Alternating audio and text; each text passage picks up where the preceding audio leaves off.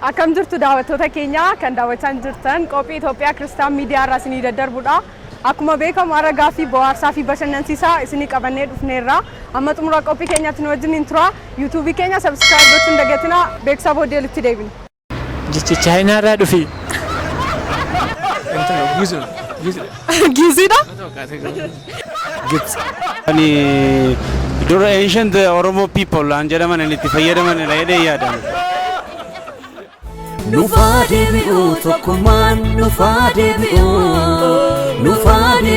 jaalalli nufadebi'u tokkummaan nufadebi'u jaalalli nufadebi'u tokkummaan nufadebi'u jaalalli nufadebi'u.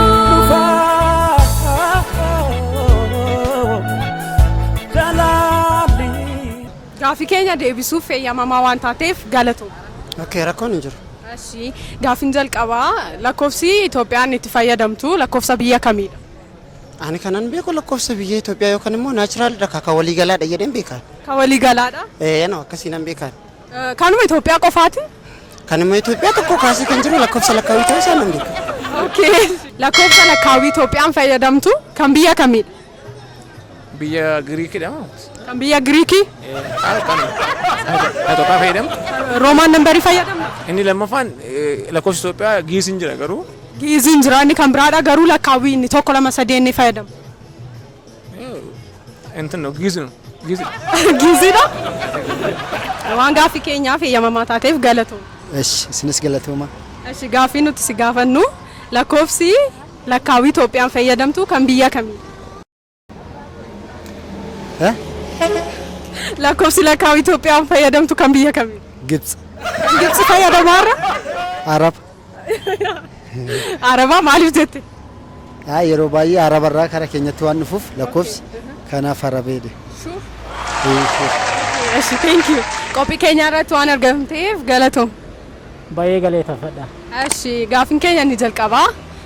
Lakkoofsi Itoophiyaan fayyadamtu kan biyya kamiidha? Lakkoofsi maali? Lakkoofsi lakkaawwii Itoophiyaan fayyadamtu kan biyya kamiidha? Lakkoofsi tokko lama sadi jedhu jechuudha. Ara xiyyaaqee Antoni Yaadattu? yaada Lakkoofsi tokko lama sadi jedhu kan biyya kamiidha? Kan Itoophiyaan fayyadamtu? Oromiyaa leefa.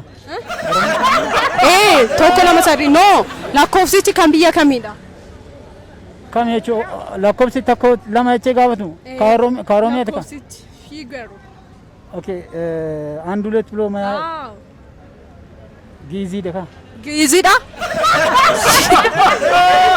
Lakkoofsa Itoophiyaan itti mul'atu tokko amma sadiitti jiramti. Lakkoofsi tokko sadii jennee waamna. Lakkoofsi tokko amma sadii kun lakkoofsa eessaadha? Kan eessaati? Lakkoofsi inni kun tokko lama sadii jennee lakkoofsi itti fayyadamnu kan Itoophiyaa jira. Lakkoofsichi kan afaan kan Itoophiyaa miti. Lakkoofsa afaan kan biraadha eessaa dhufe? afaan warra Giriikiidha. Giriikii. Oromiyaa irraa dhufe.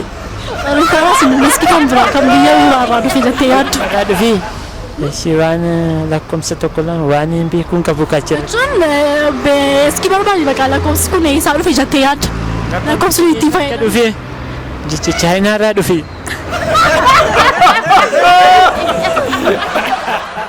Biyyi keenya Itoophiyaan lakkoofsa ishee ittiin fayyadamtu kan biyya maaliiti? Jechuun kan Itoophiyaa kan taane beektu. Kan biyya maaliiti inni itti fayyadamu? Nuni an itti fayyadamaa jirru kan dura ancient Oromo people an jedhaman itti fayyadaman jedhee yaadama.